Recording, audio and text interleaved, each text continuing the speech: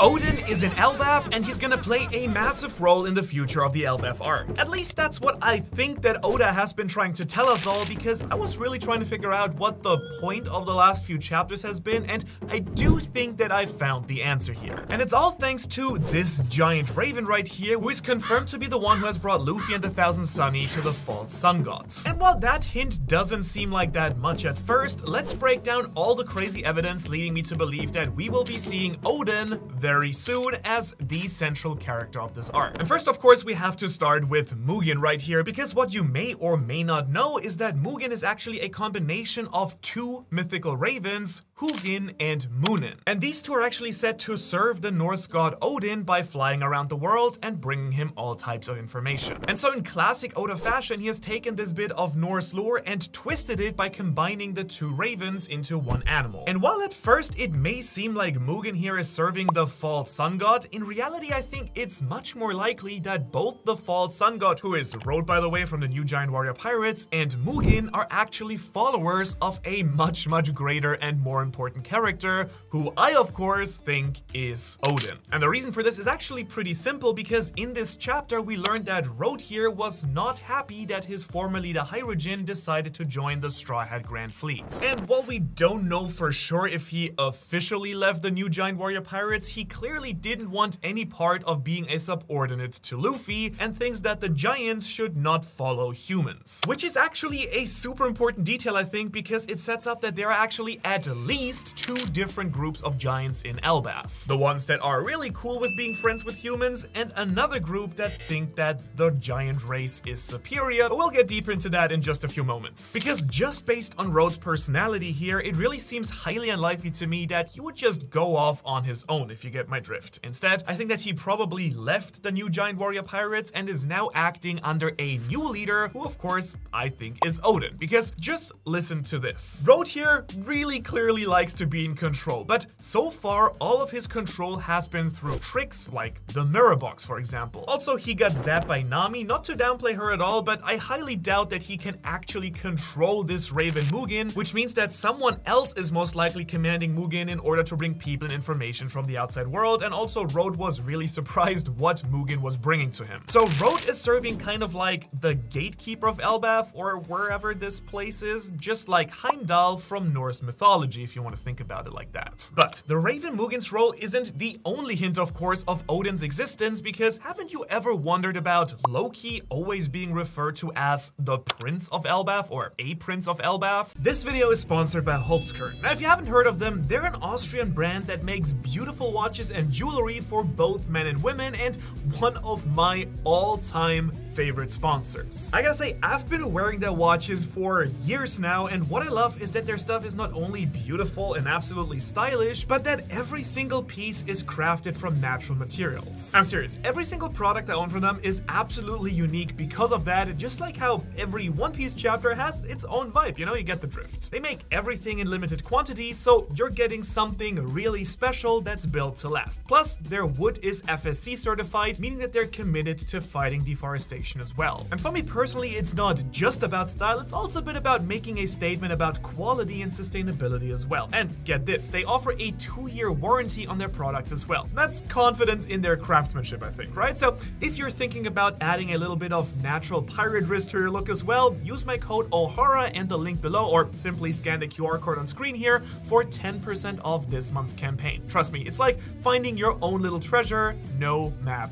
needed. And now back to the video. I mean, it makes sense logically that if Loki is a prince, then there has to be a king, right? And who better to be that king than Loki's mythological father or stepfather, Odin? And interestingly enough, I've also found an interesting connection with the most famous giant attack, because in chapter 124, the giant pirate captains Dory and Bragi unleash their so-called Spear of Elbaf, Hakoku. And then we have yet another character with strong connections to Elbaf in Big Mom, who uses basically the very same attack when chasing down the Straw Hats in Whole Cake Island. And the reason that this connects to Odin is that in Norse mythology, Odin is famous for wielding a spear that never misses, so it would make a ton of sense for the giant's greatest attack to be named after their king, Odin. Also, you won't believe what happens when you try typing into Google One Piece Odin. Yeah, the search result will be another really fun but for this arc, not super relevant character. So yeah, basically, I believe that Odin will be a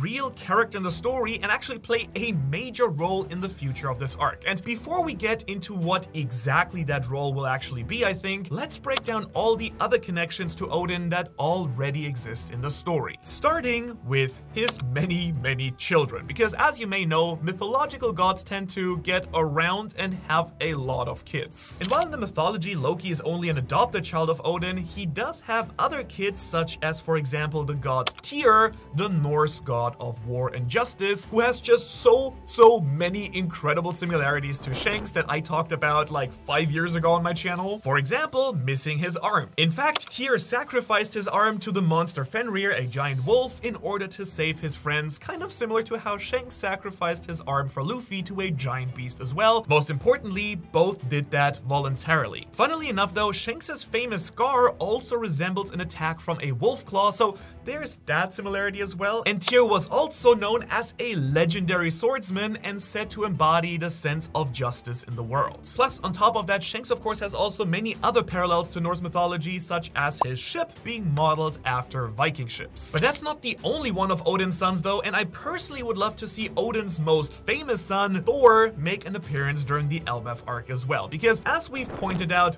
many times, there are so many callbacks to Skypiea that we expect to happen in the Elbaf arc as well, and there would be no bigger callback than to introduce Thor, the actual god of lightning and thunder, which would be a very nice and obvious parallel and twist to Enel. But then we have also some other really interesting sons, such as Balder and then Vali and Vidar, who both play an important role in the end of the world, Ragnarok. So could these two also play a significant role here in Elbaf? I'd personally love to see it, but there's not that much evidence for that, so we'll have to wait and see. But man, I know I'm getting way too deep here again, but I just absolutely love mythology, especially Norse mythology. So let's get back to Odin here, because he has some truly incredible powers that could actually explain a lot of the weirdness that we've already seen in the very early parts of this arc. For example, Odin is famous for being a master of manipulation and illusions, which fits perfectly with the entire theme of these last few chapters, where we've just been constantly questioning what is actually real and what is not. I mean, even right now, we're still kind of questioning the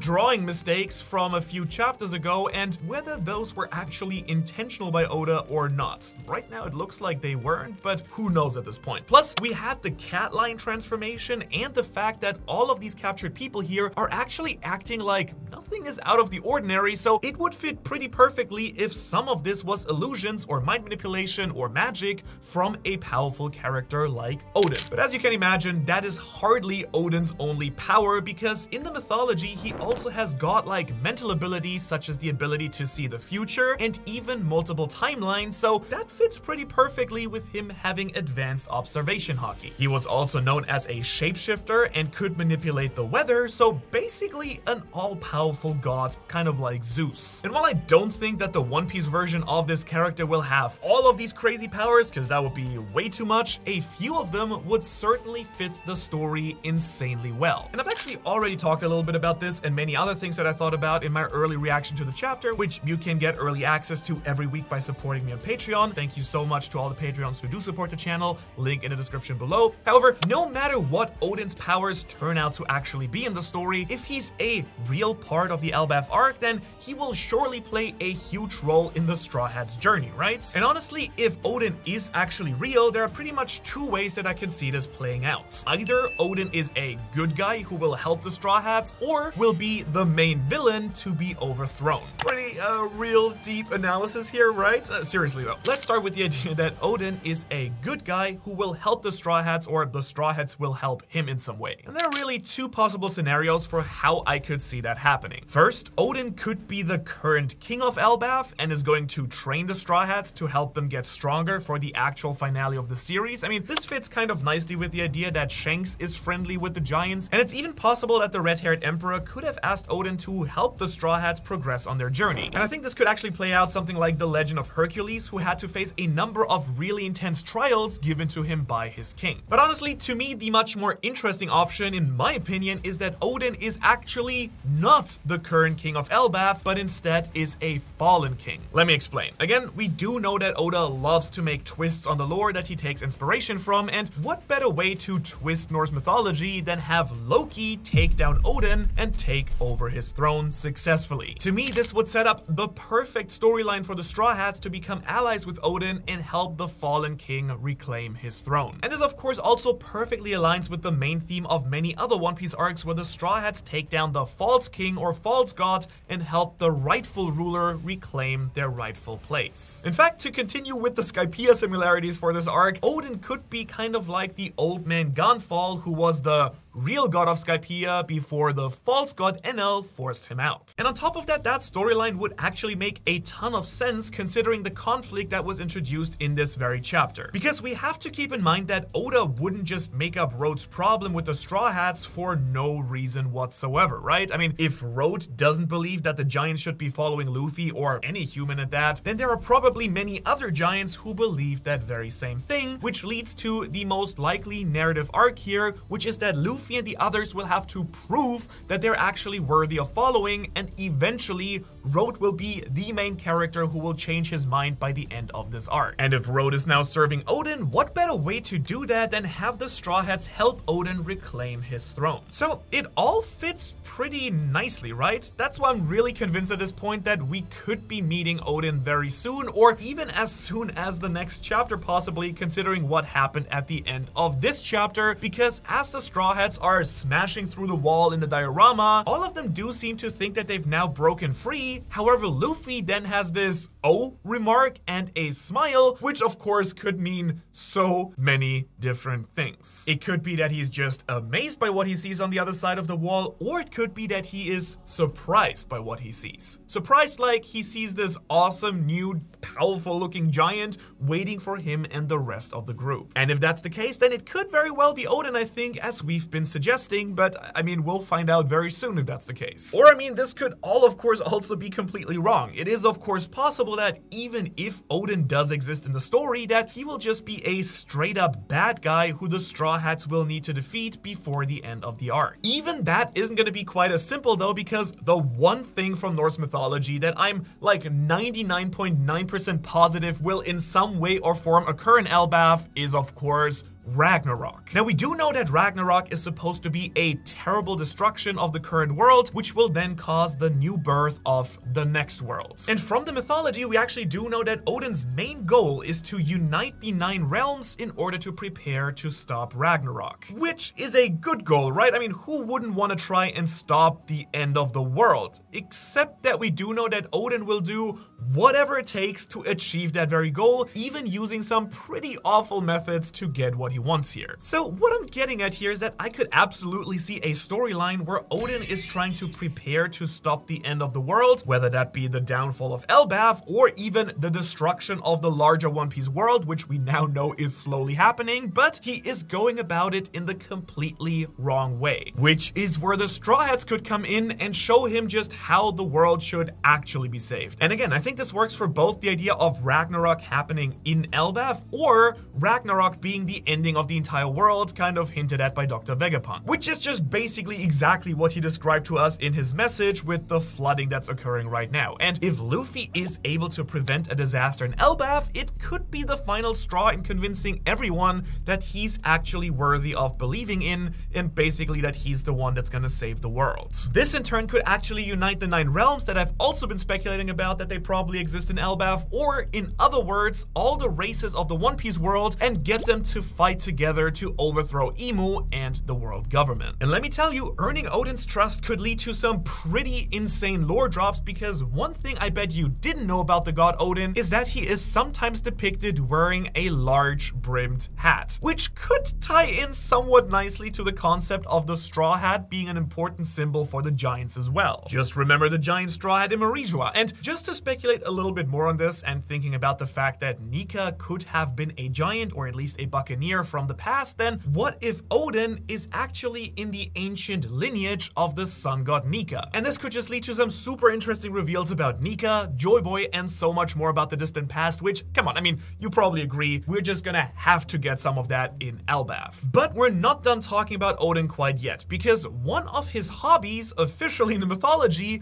was actually said to be gathering information from all over the world. Again, that was kind of part of the idea behind his 2 ravens, but we can also apply this really nicely to One Piece because, for one, we do know that the giant Saul rescued the entire library of Ohara and brought it to Elbaf. So what better way for Odin to satisfy his desire for knowledge than by housing that legendary library of information, right? And speaking of Saul, I do want to shift focus a little bit here and mention that we've gone 3 chapters now without seeing the rest of the crew or Dory and Broggy, and I previously thought that that group might just land on Elbaf and reunite with Saul, since Robin of course has such insanely close ties to him. But if we run with the idea of Saul being with Odin, then it might actually be Luffy's group that encounters Saul first. And of course, I absolutely doubt that Luffy, Sanji, Zoro, Nami, or Usopp would even know what to do with all of that information, but it could lead them on a journey to reunite with the rest of the crew so that Robin can also finally reunite with Saul. Because now that I think about it, would Saul even know who the other Straw Hats are, that they're friends of Robin's? Though, again, he probably would have been reading the newspaper, I assume, who knows. One way or the other, reuniting with Saul is very high on the list of things that I'm just very excited to see in Elbaf. However, there was one other really surprising twist from this chapter that you might have easily missed as well. Because when we get the flashback with Mugen bringing the Sunny to Road, it's kind of revealed that he uses a special sleeping gas or this mist out of the ocean to put all the Straw Hats and Giants to sleep. So I guess that at least explains that mystery, though it makes me wonder why Oda included the entire plotline about the alcohol and the absinthe. I mean, anyways, I'm just really fascinated by this entire sleeping gas technology. I mean, how does Road have this sort of thing? Is it something that he created himself, or is it something that he got from Elbaf? I mean, either way, having technology like this is pretty much the opposite of everything that we've seen about Elbaf so far, which very much has an old school Viking low-tech kind of vibe, right? So by Road having the sleeping gas, does that hint that there is more technology on Elbaf than we all previously thought? And I personally kind of wouldn't doubt it, especially if we consider the fact that Elbaf was most likely never conquered by the world government, so in theory, it could very well have remnants of technology from all the way back during the Void Century, which again, we already know was so much more technologically advanced, right? So then again, maybe Road will need some better tech because he was just absolutely crushed by Nami in this chapter, and with everything that we learned about Road's otaku personality, his passion for his make-believe world, and his really creepy obsession with Nami, I for one was absolutely cheering when Nami brought down the Thunderbolt on the Giant's head here. Seriously, it's not even close. My girl here is the real MVP of this chapter. Which I guess unfortunately kind of means that Usopp once again didn't really do too much. I mean, maybe we're just all expecting too much from our favorite sniper at this arc, but surely Usopp will do something soon, right? I mean, otherwise he may go through yet another internal crisis like he did back in Water 7, where the rest of the crew kind of left him behind power-wise. And while I don't think that will go as far as him leaving the crew like he did back then, this could turn out to be another really interesting plot point going forward, with all of the other Straw Hats showing off, but Usopp not being able to keep up here. And maybe that's what's gonna be his catalyst to actually becoming stronger here. So I'm absolutely looking forward and expecting for at least one real Usopp feed by the end of this arc. Okay, but what's even crazier though is that I'm now really wondering if we might actually get something that no one expected in this arc, because I'm talking about a full-on emo reveal. No more shadows or silhouette, but a full-on character reveal for the world's most mysterious character who snatched that title from Shanks. And I'm only really thinking that at this point because the closer we get to the secrets of Elbaf and the true history of the sun god Nika, the closer we should be getting to learning about Nika's opposite, which at this point we all assume to be Emu. And come on, wouldn't it just make so much sense for Emu to try to stop Luffy, aka Joy Boy, from learning more about the truth and any secrets that he could actually use in order to take down Emu? And again, surely Imo would also know that the giants believe in the sun god, so all of this is actually leading me to believe that Imo might make their first real surprise appearance here in Elbaf, or if not then, maybe send their new super weapon to destroy the island of the giants. I mean, that would certainly fit the bill for a Ragnarok type event, I think. I hope you agree, and really show us even more about the devastating powers of the ancient weapons. And somehow that's still just the tip of the iceberg for what we can expect from Imo going forward, and if you want to learn all of the forbidden lore about the world's secret ruler that we know about them, you can watch that video below me right here. As always, thanks so much for watching, and a shout out to all my Patreons. You guys are awesome. Again, if you want access to early chapter reviews, go check out the link, or we also have artwork and a bunch of other cool stuff as well. And I will see you in the next one.